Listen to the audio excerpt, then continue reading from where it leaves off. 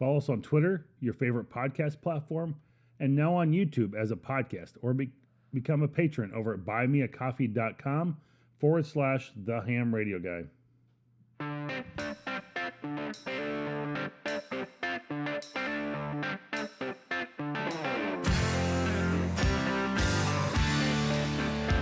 Hello and welcome to the Ham Radio Guy. It's your host, Marvin W0MET. We're bringing you the latest of topics, news, and information each episode right here to this show. Well, another field day done and gone, and this is a rebuilding year as I got to learn a little more stuff and really just test some equipment. And, I decided to make the move over to Linux during field day this year when trying to configure my Mac and get everything down to just one computer platform, and just having some prior issues with Windows and whatnot in the past. I still have some limitations with my Mac I couldn't get past, so I decided Linux, knowing that there's several ham radio programs that work with Linux very well, and the people develop a lot of programs around Linux for ham radio. I believe this will be a good move for me. Now, I do want to thank KM4ACK for helping me get his 73 Linux system installed. And if you've not tried that before, or you would like to play with it as well, and do some work around Linux, I will leave a description of the link in the show notes for you to take a look at. So with that, I'm going to move into this week's topic. This is a set of two, it's a series, it'll be two shows, be this week and then again 2 weeks from now, where we're going to get into talking about radio propagation a little bit. Now, I'm not going to be one to say I know everything about it, but I'll try and give you a 20,000 mile level overview. It's hard to really get into the full details of it all, but it is a fascinating world of radio propagation and its impact on communication. And in today's brief yet informative episode, we'll be diving into the phenomenon of tropospheric ducting and its effect on VHF, UHF radio waves. So with that, let's tune in a little bit more. Again, tropospheric ducting, and it comes off a description here I found online. It's an electromagnetic propagation in relation to the troposphere. And this service area from a VHF or UHF radio transmitter extends to just beyond the optical horizon, at which a point signal starts to rapidly reduce in strength. And viewers living in such a deep fringe reception area will notice that during certain conditions, weak signals normally masked by noise increase in signal strength, allowing the quality of reception. Such conditions are related to the current state of the troposphere. So, when tropospheric ducting is a weather-related propagation phenomenon that occurs in the Earth's troposphere. Now, that is the lowest layer of the atmosphere, and it involves the bending or refraction of radio waves due to variations in the temperature and humidity. Pretty simple, straightforward stuff so far, I think. Stay with me here. In the context of the VHF, UHF radio waves, which typically operate in the frequency range of 30 megahertz to 3 gigahertz, tropospheric ducting can have a significant impact on signal propagation. Normally, radio waves at these frequencies travel in straight lines following the curvature of the Earth, kind of the atmosphere. However, under Pacific atmospheric conditions, such as temperature inversions, a layer of warm air can be trapped between cooler air masses. This creates a duct or a channel, makes sense, in the atmosphere that acts as a waveguide for the VHF and UHF radio waves, allowing them to travel much farther than they normally would. So they're in that duct and they're going along that channel, and they're trapped in between those two air masses. Now, the E layer of the Earth's ionosphere, located approximately 60 to 90 kilometers above the Earth's surface, also plays a role in the tropospheric ducting. The E layer can reflect or refract the VHF-UHF signals, causing them to bounce back to Earth to extend their range beyond the visual line of sight. Another factor that contributes to the tropospheric ducting is the presence of a forward scattering agent, such as small water droplets or dust particles in the atmosphere. These agents scatter the radio waves, redirecting them along the ducting path and further enhancing the propagation distance. So, a lot of information there, but the observable characteristics of such a high pressure system are usually in clear and cloudless days with little or no wind. Sometimes at the sunset, upper air cools, as does the air surface temperature, but they can be at different rates, producing a boundary of temperature gradients, allowing an inversion to form. So that's kind of how that starts to, it can have the same thing happen at sunrise or sunset. Again, not everything I can explain around some of this, but it is quite a phenomenon that occurs. So let's hear a little word from our sponsor, and we'll be right back with you in just a minute here. Support for the Ham Radio Guy podcast is provided by Club Gear Online. They offer a unique selection of customizable items, including graphic design services and amateur radio apparel. They are the go-to company for our club, and anytime I'm looking for a new ham radio shirt, to support those who support the amateur radio community, visit clubgearonline.com today.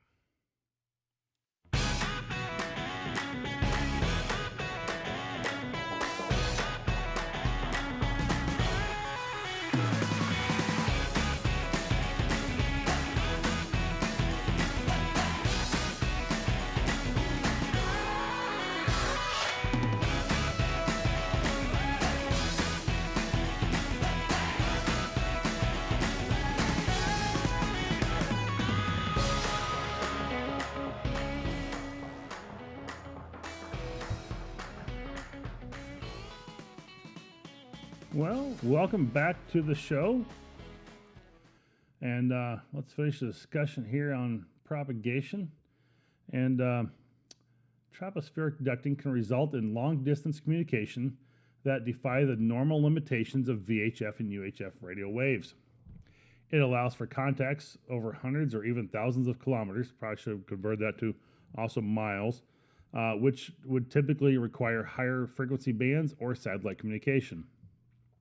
Meteorologists and radio enthusiasts often use the Hepburn Tropo Index, a metric that predicts the likelihood and strength of tropospheric ducting conditions. By monitoring this index and other weather parameters, operators can anticipate when favorable conditions for extended VHF-UHF propagation may occur. It's worth noting that tropospheric ducting is more commonly experienced in microwave bands, such as those used for satellite communication or point-to-point microwave links.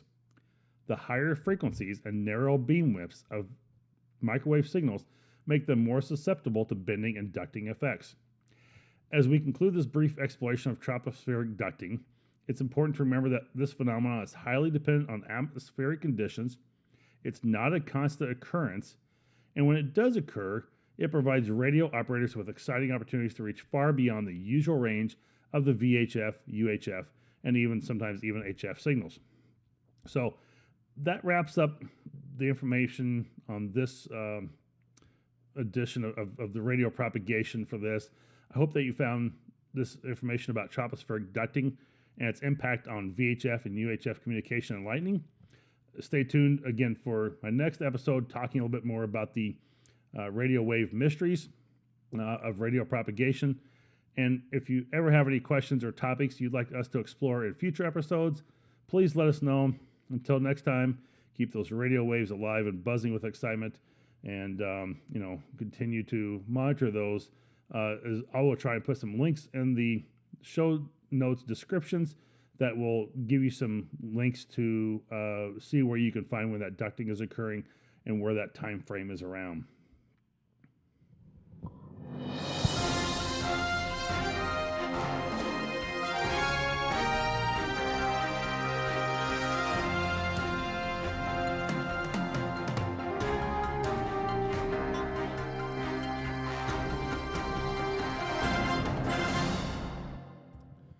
And for the latest news here on the Ham Radio Guy podcast, Wednesday morning, June 21st, 2023, the FCC had reopened the Universal Licensing System and supporting systems according to an email distributed to the Volunteer Examiner Coordinators organizations. The shutdown put the brakes on amateur radio filings and other FCC applications that were facing immediate deadlines, causing widespread frustration and much wider speculation as to the cause behind the shutdown. The FCC's public announcement did not address the cause. The announcement cited technical issues.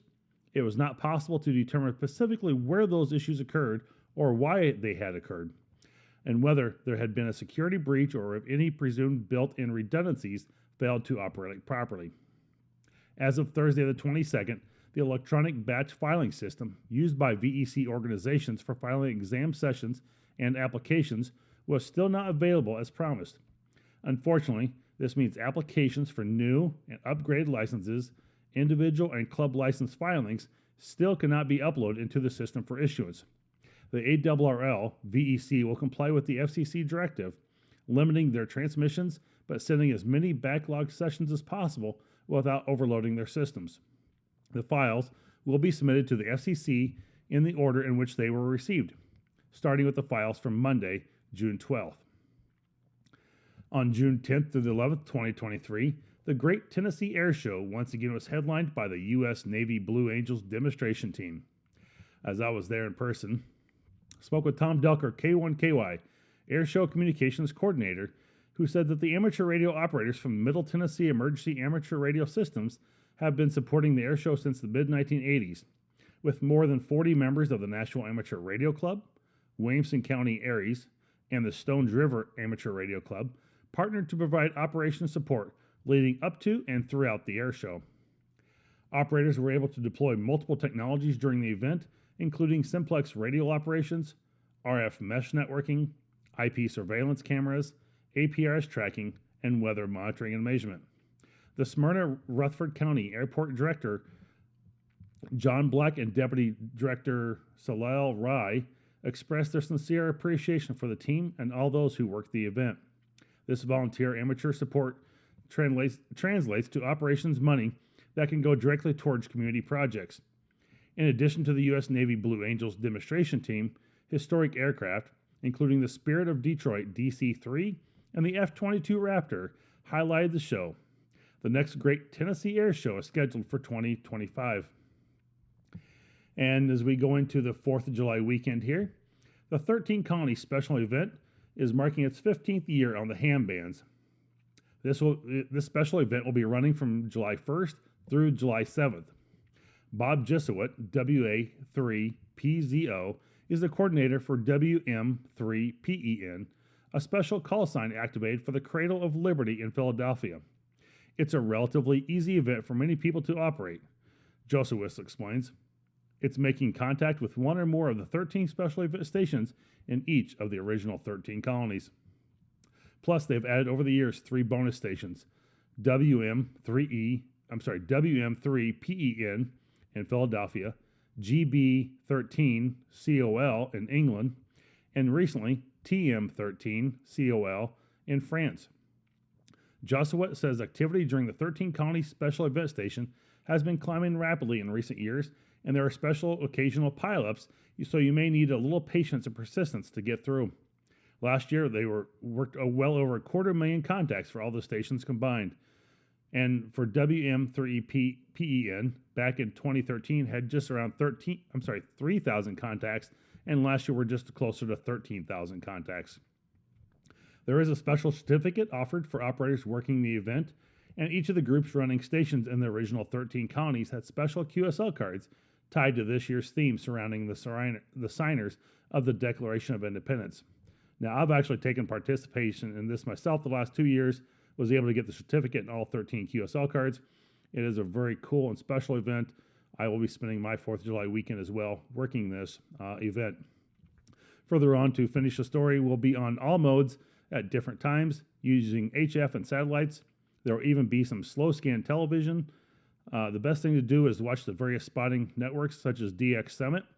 And there's a 13 Colonies Facebook page, which people can monitor as well. Now, Joseph says you don't have to be a contest to work the stations.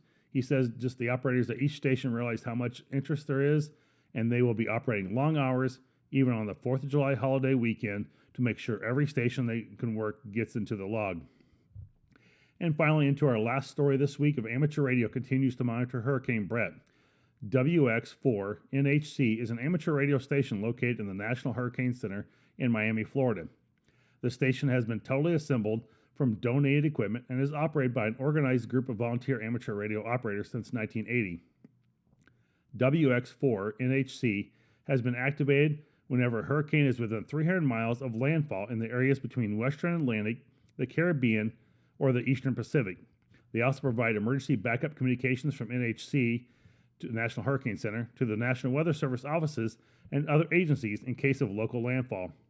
The WX4 NHC team is composed of 30 specially trained volunteer operators that man the ham radio station in 3 to 4 hour shifts. For example, during the historic 2005 hurricane season, the station was manned sometimes with 2 to 3 operators at a time for more than 500 hours.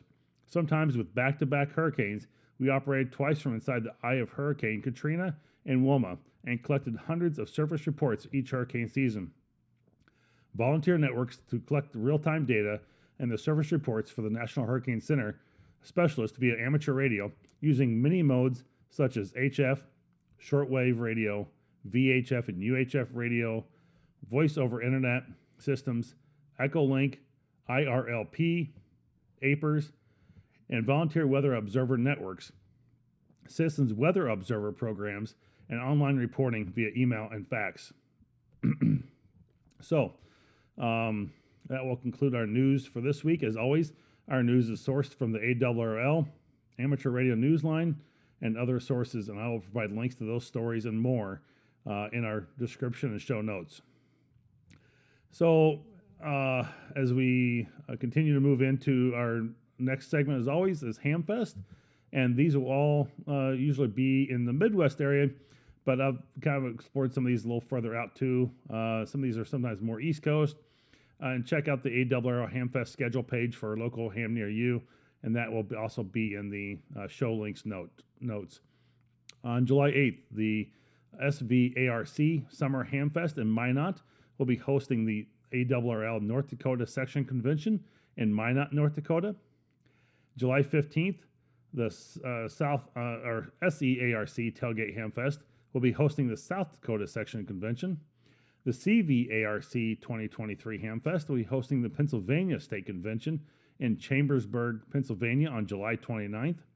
And also on that same date, the West Virginia State Convention and Hamfest will be held in Sutton, West Virginia. And finally, the probably third largest Hamfest of the year, August 19th and 20th, right here in my backyard, Huntsville Hamfest will be hosting the ARRL Alabama State Convention in Huntsville, Alabama. And again, August 19th to the 20th, and hope to see you there, as I will be there as well. Well, that will bring this show to a close this week, and I hope that you enjoyed it, and I hope that you'll submit that subscribe button and share with friends, and I hope that you learned something that will help you in your ham radio operations.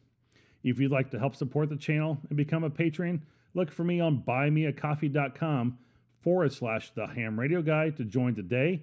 You can also find additional information, early release of video or a podcast, and blogs over there on the website buymeacoffee.com as well. So please hit that subscribe button and follow me on Twitter, as I provide the latest information for all my podcasts immediately after publishing an episode, so you can listen to it right away. As always, this is your ham radio guy in the chair and on the air.